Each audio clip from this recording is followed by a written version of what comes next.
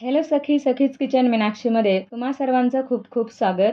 आज मी तांदळाचे टॅमॅटो पापड कसे बनवायचे ते दाखवणार आहे. हे पापड खूप कुरकुरीत आणि चवीला अतिशय छान लागतात. तुम्हाला सुद्धा नक्की आवडतील. त्यामुळे व्हिडिओ स्किप न करता शेवटपर्यंत पूर्ण पहा आणि आपल्या चॅनलला अजून सबस्क्राईब केलं नसेल तर लाईक, शेअर आणि सबस्क्राईब करायला अजिबात विसरू नका. पापड बनवण्यासाठी 2 कप तांदळाच्या पिठासाठी बरोबर 2 कप लाल भडक टॅमॅटोच्या फोडी घेतलेल्या आहेत. लाल बघूनच टॅमॅटो घ्यायचे. टॅमॅटो मिक्सरच्या भांड्यात घालायचा. अर्धा टॅमॅटो वाटून झाल्यानंतर दुसऱ्या भागामध्ये 6 ते 7 काश्मीरी बेडगी मिरचीच्या फक्त साली घ्यायच्या आहेत.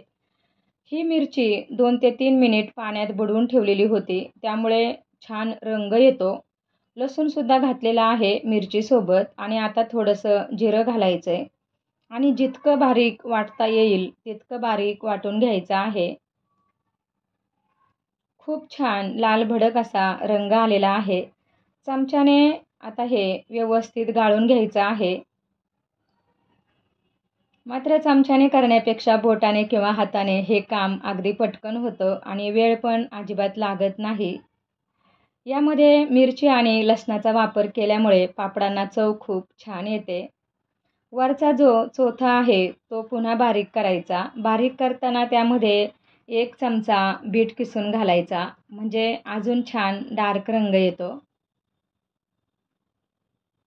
आता हे व्यवस्थित गाळून झालेलं आहे आणि मी सालीसहितच टॅमॅटो बारीक करण्यासाठी घेतलेले होते, साल काढली नाही. आता या टॅमॅटो प्युरीसहित तुम्ही पहिल्यांदा जर पापड बनवत असाल तर 2.5 कपच मोजून घ्या. मी अर्धा कप पाणी जास्त घेतलेलं होतं, म्हणजे 1.5 कप टॅमॅटो प्युरी जर तुम्ही घेतली असेल तर 1च कप पाणी घ्या, एकूण 2.5 कप. यामध्ये नेहमीचा जो चमचा असतो त्या चमच्याने पाऊण चमचा मीठ घेतलेला आहे, अर्धा चमचा पापड खार, थोडासा हिंग आणि जिरं घेतलेलं आहे. आवडीनुसार यामध्ये तीळ घालून घ्यायचे आणि थोडासा ओवा हातावर क्रश करून घालायचा. जिरं आणि ओवा नाही घातलं तर पापडांना अजून छान डार्क रंग येतो. पाण्याला उकळी येऊ द्यायची आहे. उकळी आली की 2 कप चाळलेलं पीठ घालून घ्यायचं आणि एका हाताने चांगलं घेरून घ्यायचं, चांगलं घोटून घ्यायचं. पीठ टाकल्यानंतर मात्र गॅस लगेचच बंद करायचा आहे, अजिबात चालू ठेवायचा नाही. पीठ चांगलं घोटून झालं की परातीमध्ये काढून घ्यायचं आहे.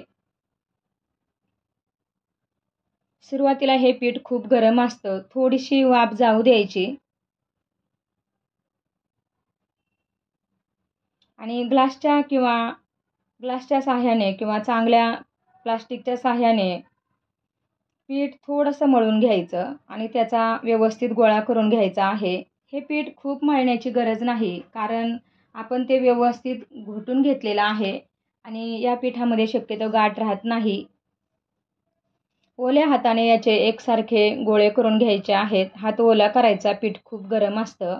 मी चाळणीला आधीच तेलाचा हात लावून ठेवलेला आहे. आता त्यामध्ये हे सगळे गोळे व्यवस्थित लावून घ्यायचे आणि उकळत्या पाण्यावर चाळणी ठेवून घट्ट झाकण ठेवून 5 ते 6 मिनिटे वाफवून घ्यायचं आहे. 5 ते 6 मिनिटानंतर अर्धे गोळे परातीत काढून घ्यायचे आणि बाकीचे व्यवस्थित झाकून ठेवायचे आहे. वाफ जाऊ द्यायची नाही. आता हे चमच्याने किंवा स्मॅशरच्या साहाय्याने स्मॅश करून घ्यायचे. कोमट झालं की घट्ट होत जातं. पीठ व्यवस्थित गोळा करून घ्यायचं आणि चमच्याने थोडं थोडं करत आता पापड बनवायला घ्यायचे आहेत. अगदी मऊसूत पीठ झालेलं आहे आणि हाताला पण चिटकत नाही, म्हणजे पीठ आपलं व्यवस्थित शिजलं आहे. 2 कप पिठासाठी बरोबर टॅमॅटो प्युरीसहित 2.5 कपच पाणी घ्यायचं आहे, दोन्ही मिळून, त्यापेक्षा जास्त नाही.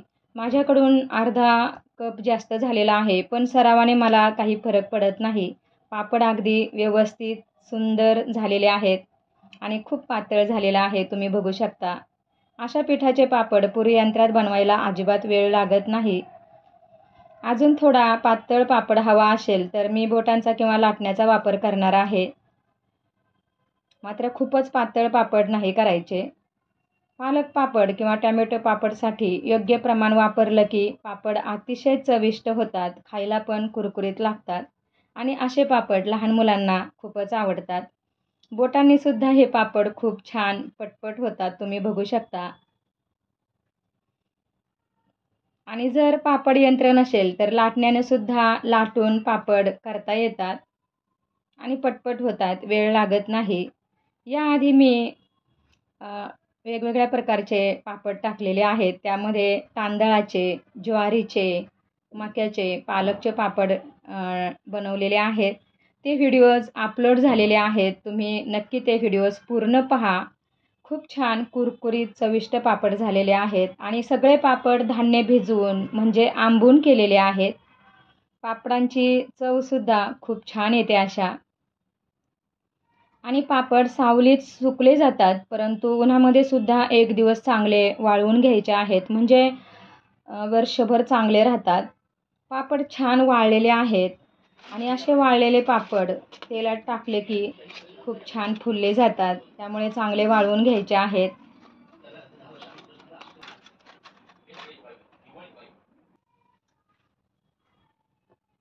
आता हे पापड आपण तेलात तळून घेणार आहोत.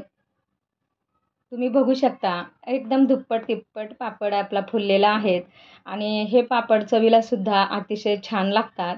मी अगदी साध्या सोप्या पद्धतीने वेगवेगळ्या प्रकारचे पापड कसे बनवायचे ते तुम्हाला दाखवलेले आहेत. कमीत कमी वेळात आणि झटपट होतात आणि असे वेगवेगळे प्रकारचे 2-2 कपाचे पापड जरी तुम्ही केले तरी 2 डबे भरायला पुरणार नाहीत, इतके होतात. अशा पद्धतीने पापडाचे पीठ बनवून जर पापड केले तर खूपच कुरकुरीत आणि चवीला अतिशय छान लागतात. तुम्हाला नक्की आवडतील. तुम्हीसुद्धा अशा पद्धतीचे पापड नक्की बनवून बघा. कमेंटमध्ये कसे झालेत ते सांगा आणि तुम्ही लाईक करत नाही, प्लीज लाईक करत जा. चॅनेलवर नवीन असाल तर सबस्क्राईब करा. Thank you. बाय.